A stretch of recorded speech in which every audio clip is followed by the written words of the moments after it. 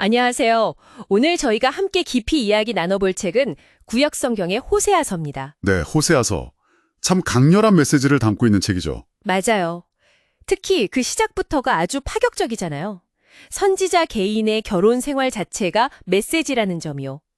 오늘 저희는 이 호세아서를 통해서 당시 이스라엘의 상황과 하나님의 마음, 그리고 그 속에 담긴 심판과 사랑의 메시지를 좀 더 깊이 들여다보려고 합니다. 좋습니다. 호세아서는 정말 선지자의 삶 전체가 하나님의 메시지를 드러내는 뭐랄까 살아있는 비유와도 같아요. 심판의 엄중함, 하지만 그 이면에 흐르는 끊어지지 않는 하나님의 언약적 사랑, 헤세드라고 하죠. 이 둘 사이의 긴장감이 처음부터 끝까지 이어집니다. 네, 헤세드. 이따가 좀 더 자세히 다뤄보면 좋겠네요. 그럼 먼저 호세아가 활동했던 시대로 한번 가볼까요? 도대체 어떤 상황이었길래 그런 극단적인 메시지가 필요했을까요? 그 시대적 배경을 아는 게 정말 중요합니다. 호세아는 기원전 8세기, 그러니까 북이스라엘 왕국이 멸망하기 직전, 그 마지막 혼란기에 활동했던 선지자입니다. 기원전 8세기 북이스라엘. 그때면 정치적으로도 굉장히 불안정했던 시기 아닌가요? 왕들이 막 자주 바뀌고 암살도 일어나고 그랬던 걸로 기억하는데요. 정확합니다. 여로보암 2세라는 왕이 죽은 후에 극심한 혼란기가 찾아옵니다. 짧은 기간 동안 무려 6명의 왕이 바뀌는데 그중 4명이 살해당해요. 정치적 리더십이 완전히 붕괴된 상태였죠. 와, 6명 중에 4명이 살해당했다고요? 정말 상상하기 힘든 혼란인데요. 그럼 외부적인 상황은 어땠나요? 밖으로는 당시 최강대국이었던 아시리아 제국의 위협이 점점 커지고 있었습니다. 북이스라엘은 이 아시리아의 눈치를 보면서 때로는 조공을 바치고 때로는 반아시리아 정책을 펴다가 결국 아시리아에게 멸망하게 되죠. 그러니까 내후외환, 안팎으로 정말 위태로운 상황이었던 겁니다. 정치적으로도 군사적으로도 정말 위기였군요. 그런데 호세아서를 보면 이런 외부적인 문제보다 더 심각하게 지적하는 게 있는 것 같아요. 네, 맞습니다. 호세아가 더 근본적인 문제로 지적하는 것은 바로 영적, 도덕적 타락입니다. 하나님을 버리고 가나안 땅의 풍요를 약속하는 바알이나 아세라 같은 우상을 섬기는 일이 만연했어요. 그 우상숭배 문제. 단순히 다른 신을 섬기는 걸 넘어서서 그 당시 사회 전체의 타락으로 이어졌다고 하죠. 그렇습니다. 호세아서 4장 같은 곳을 보면 아주 적나라하게 묘사되는데요. 사람들이 하나님을 아는 지식이 없으니까 저주하고 속이고 살인하고 도둑질하고 간음하는 일이 끊이지 않았다고 해요. 땅이 슬퍼하고 거기에 사는 모든 생명들이 쇠약해질 정도였다고 하니까 그 심각성을 짐작할 수 있죠. 하나님을 아는 지식이 없어서 사회 전체가 무너져 내렸다. 정말 무서운 이야기네요. 이런 절망적인 상황 속에서 호세아의 외침이 시작된 거군요. 바로 그렇습니다. 그리고 이 암울한 현실을 가장 극명하게 보여주는 상징이 바로 호세아의 결혼 이야기입니다. 네, 그 유명한 결혼 비유. 하나님은 신실한 남편, 이스라엘은 하나님과의 언약을 깨고 다른 신들을 쫓아간 불신실한 아내로 그려지죠. 맞아요.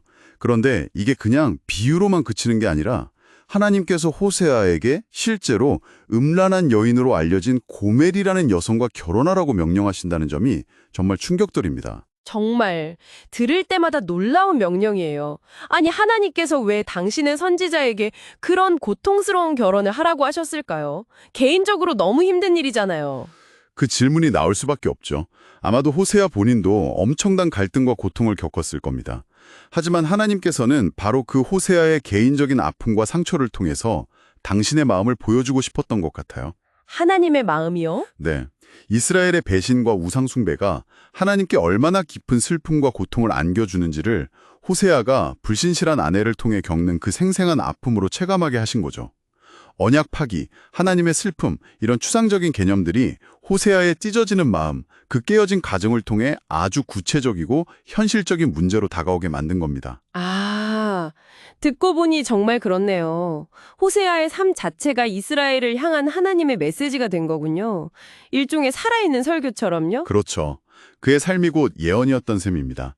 그리고 이 결혼을 통해 태어난 아이들의 이름 역시 그냥 지어진 게 아니죠. 맞아요. 그 아이들 이름도 참 예사롭지 않더라고요. 세 자녀의 이름 하나하나가 당시 이스라엘의 영적 상태와 앞으로 닥칠 운명을 예고하는 것 같아요. 첫째 아들 이름이 이스르엘이었죠? 네, 이스르엘. 이 이름에는 두 가지 의미가 담겨 있다고 봐요. 하나는 하나님께서 흩으실 것이다. 즉 심판의 의미입니다. 과거 이스라엘 골짜기에 써 있었던 예후왕가의 피비린내 나는 학살을 기억하면서 북이스라엘 역시 그렇게 심판받아 흩어질 것이라는 경고죠. 심판의 경고. 상당히 무서운데요. 그런데 다른 의미도 있다고요? 네, 동시에 하나님께서 씨를 뿌리신다는 의미로도 해석될 수 있습니다. 이건 아주 희미하지만 심판 너머에 있을지도 모르는 회복의 가능성을 암시한다고 볼 수도 있어요. 아, 심판 속에서도 완전히 절망적인 것만은 아니라는 그런 작은 희망의 씨앗 같은 걸까요? 그럴 수 있죠. 하지만 당장은 심판의 메시지가 훨씬 강하게 다가왔을 겁니다. 그리고 두 번째로 태어난 딸의 이름은 더 직접적이에요. 루루하마. 루루하마, 긍휼히 여김받지 못한다는 뜻이라고요. 네, 루하마가 긍휼히 여김받다인데 그 앞에 부정을 뜻하는 로가 붙어서 더 이상 긍휼을 베풀지 않겠다는 선언이 되는 거죠. 하나님의 자비와 용서가 철회될 것임을 강력하게 보여주는 이름입니다. 하나님의 긍휼이 거두어진다. 정말 생각만 해도 끔찍한데요. 그리고 마지막 아들 이름은 더 절망적이죠. 로암미, 내 백성이 아니다라는 뜻입니다. 하나님과 이스라엘 사이에 맺어졌던 그 특별한 언약 관계가 이제 끊어졌다는 선언이죠. 너희는 내 백성이 아니요 나는 너희 하나님이 되지 아니할 것임이니라 라는 하나님의 말씀이 이 이름을 통해 선포된 겁니다. 이스르엘, 로루하마, 로암미. 이 이름들이 불릴 때마다 호세아 자신은 물론이고 그 이름을 듣는 이스라엘 백성들의 마음이 어땠을지 상상하기가 어렵네요. 정말 충격적이었을 것 같아요. 네, 엄청난 충격과 함께 두려움을 느꼈을 겁니다. 자신들이 하나님으로부터 얼마나 멀어졌는지 그리고 그 결과가 무엇인지를 너무나 분명하게 보여주는 이름들이니까요. 그런데 호세아는 이렇게 이스라엘의 죄와 심판을 이야기하면서 그 근본적인 원인이 어디에 있다고 말하나요? 단순히 우상숭배나 사회적인 죄악들만 지적하는 건 아닌 것 같은데요. 맞습니다. 호세아는 이 모든 문제의 뿌리를 파고들어요. 그가 반복해서 지적하는 핵심 문제는 바로 이스라엘 백성에게 하나님을 아는 지식이 없다는 겁니다. 히브리어로 야다라고 하죠. 하나님을 아는 지식, 야다. 이게 구체적으로 어떤 의미인가요? 우리가 보통 생각하는 그런 지식과는 좀 다른 개념인가요? 네, 매우 다릅니다. 여기서 야다는 단순히 머리로 정보를 아는 것, 지적으로 동의하는 것을 훨씬 넘어서는 개념이에요. 이것은 경험적이고 관계적인 알을 의미합니다. 경험적이고 관계적인 알미요. 좀 더 설명해 주실 수 있을까요? 예를 들어 부부가 서로를 안다고 할 때 그건 상대방의 이름이나 생년월일을 아는 수준이 아니잖아요. 깊은 인격적인 교제와 신뢰, 삶의 경험을 통해 서로를 깊이 알아가는 거죠. 하나님을 아는 야다도 마찬가지입니다. 하나님의 성품과 뜻을 배우고 그분과의 인격적인 만남과 교제를 통해 그분을 경험하고 그 결과로 삶에서 신실한 순종과 사랑으로 응답하는 것까지 포함하는 아주 깊고 총체적인 알을 말하는 겁니다. 아, 그러니까 단순히 하나님이 계시다 정도가 아니라 그분의 마음을 알고 그분과 깊은 사랑의 관계를 맺고 그 관계에 합당하게 살아가는 것. 그게 바로 야다군요. 정확합니다. 그리고 호세아는 바로 이 야다가 없기 때문에 이스라엘이 망하게 되었다고 진단하는 거예요. 하나님과의 살아있는 관계가 끊어졌기 때문에 마음이 공허해지고 그 빈자리를 우상이 차지하고 결국 삶 전체가 하나님의 뜻과 반대되는 방향으로 흘러가게 되었다는 거죠. 그래서 호세아 6장 6절에서 하나님께서 나는 인애, 헤세드를 원하고 제사를 원하지 아니하며 번제보다 하나님을 아는 것, 야다를 원하노라 이렇게 말씀하신 거군요. 네, 바로 그 구절이 호세아서의 핵심 메시지를 압축적으로 보여줍니다. 하나님께서 정말 원하시는 것은 거칠애뿐인 종교 행위나 제사가 아니라는 거예요. 그분과 진정으로 마음을 나누는 사랑의 관계, 즉 헤세드와 그 관계에서 비롯되는 참된 지식, 야다를 원하신다는 겁니다. 이것이 빠진 제사는 하나님께 아무 의미가 없다는 거죠. 헤세드와 야다. 이 두 가지가 결국 연결되는 거네요. 하나님을 깊이 알 때 야다, 진정한 언약적 사랑, 헤세드를 드릴 수 있고 또 그 사랑 안에서 하나님을 더 깊이 알아가게 되는 거군요. 맞습니다. 그 선순환이 이루어져야 하는데 이스라엘은 그 고리가 끊어져 버린 거죠. 그래서 결국 아시리아에 의한 멸망이라는 끔찍한 심판을 피할 수 없게 됩니다. 네, 심판의 메시지가 정말 강력하고 무겁게 다가오는데요. 그런데 호세아서가 여기서 끝나지 않는다는 점이 참 중요한 것 같아요. 그렇습니다. 만약 심판으로만 끝났다면 호세아서는 절망의 책으로 남았겠죠. 하지만 호세아서의 후반부, 특히 11장 같은 곳을 보면 분위기가 완전히 달라집니다. 아, 11장. 저도 읽으면서 정말 마음이 뭉클했던 부분인데요. 이스라엘을 향한 하나님의 그 애끓는 마음이 너무 절절하게 느껴져서요. 그렇죠. 하나님께서 심판을 선언하시면서도 동시에 이스라엘을 향한 당신의 깊은 사랑 때문에 고뇌하시는 모습이 그려집니다. 에브라임이여, 내가 어찌 너를 놓겠느냐? 이스라엘이여, 내가 어찌 너를 버리겠느냐? 내 마음이 내 속에서 돌이켜 나의 국률이 온전히 불붙듯 하도다. 이런 탄식은 심판하시는 하나님의 공의와 그럼에도 불구하고 자기 백성을 포기하지 못하시는 사랑 사이의 그 엄청난 갈등을 보여주는 거죠. 심판하시는 중에도 그 마음속에서는 국률이 불붙듯 하신다. 정말 놀라운 표현이에요. 하나님의 사랑이 얼마나 깊고 포기할 수 없는 것인지를 보여주는 것 같습니다. 네. 그리고 이 하나님의 변함없는 사랑은 단순히 감정적인 차원에 머무르지 않습니다. 구체적인 행동으로 나타나죠. 행동이라면? 호세아가 다시 고멜을 찾아가는 그 이야기인가요? 맞습니다. 호세아서 3장을 보면 음란한 길로 떠나 다른 남자에게 팔려간 아내 고멜을 호세아가 값을 치르고 다시 사서 데려오는 장면이 나옵니다. 값을 치르고 다시 데려온다고요? 아니, 그렇게 배신하고 떠난 아내를요? 네, 이것은 정말 충격적인 행동이죠.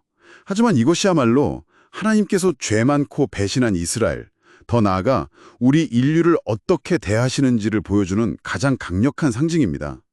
우리가 하나님을 떠나 죄의 종노릇하고 있을 때 하나님은 우리를 그냥 버려두지 않으시고 엄청난 대가, 즉 당신의 아들 예수 그리스도의 생명을 값으로 치르고 우리를 다시 사서 당신의 백성으로 삼으신다는 그 구속의 사랑을 예표하는 거죠. 호세아가 고멜을 되찾는 행동이 결국 우리를 향한 하나님의 구속적인 사랑을 보여주는 그림이었군요. 와, 정말 놀랍네요. 그렇죠. 그래서 호세아서는 심판의 책인 동시에 그 심판을 넘어서는 더 큰 사랑과 회복의 책이라고 할 수 있습니다. 심지어 저주처럼 들렸던 그 아이들의 이름마저도 미래에는 희망의 이름으로 바뀔 것이라고 예언합니다. 아, 그렇죠. 로루하마, 긍휼히 여김받지 못하던 자가 다시 루하마, 긍휼히 여김을 받는 자가 되고 로암미, 내 백성이 아니던 자가 다시 암미, 내 백성이라고 불릴 것이라는 약속이 나오죠. 네, 너희는 전에 내 백성이 아니었으나 이제는 하나님의 백성이요. 전에는 긍휼을 얻지 못하였더니 이제는 긍휼을 얻은 자니라. 이 약속은 신약에서 이방인들까지 포함하는 교회를 향한 말씀으로 확장되어 적용됩니다. 호세아서의 메시지가 시대를 넘어 우리에게까지 이어지는 거죠. 심판은 끝이 아니라 정결하게 하고 다시 회복시키기 위한 하나님의 과정이었던 셈입니다. 심판조차도 결국은 관계 회복을 위한 하나님의 사랑의 표현일 수 있다. 이 부분이 정말 깊은 울림을 주는 것 같습니다. 네, 기독교 신학에서는 바로 이 호세아의 이야기가 죄인된 우리를 위해 예수 그리스도께서 치루신 그 놀라운 희생과 구속을 미리 보여주는 중요한 그림이라고 이해합니다. 그리고 신약에서 그리스도를 신랑, 교회를 신부로 비유하는 것도 호세아서에서 사용된 이 강력한 결혼 은유와 깊이 연결되어 있고요. 그렇군요. 오늘 호세아서를 통해서 정말 많은 것을 생각하게 되네요. 하나님의 공의로운 심판의 엄중함과 동시에 그 모든 것을 뛰어넘는 하나님의 끈질기고 포기하지 않는 사랑, 헤세드.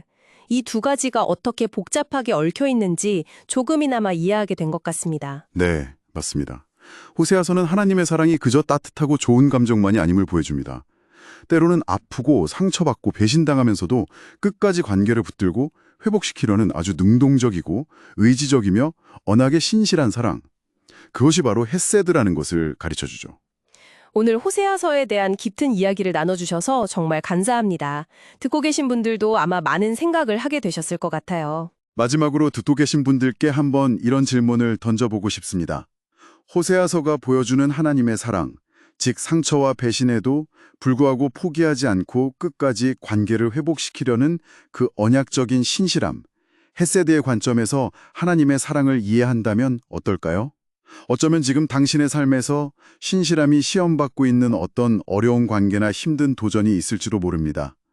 그 상황을 이 헤세드의 눈으로 바라볼 때 혹시 어떤 새로운 관점이나 변화가 생길 수 있지 않을까요? 한번 조용히 묵상해 보시면 좋겠습니다.